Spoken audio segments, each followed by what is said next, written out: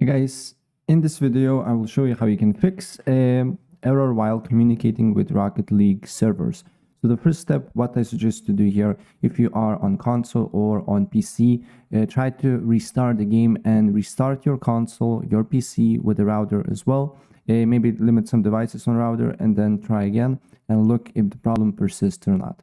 If the problem persists and if you are on PC, what I suggest to do here is to open up a file explorer.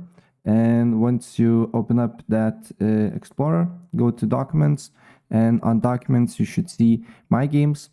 Then you need to go to Rocket League folder, TA game, and you should find cache folder. So completely close the game, just delete this particular folder, and then try to launch the game. Maybe verify files of your game here. Press on the go to library, press on the three dots, and as you can see here, manage, and then verify files. And after that, your game should work. So yeah, that's basically it. If I helped you out, please press like button and subscribe for more. Take care. Bye.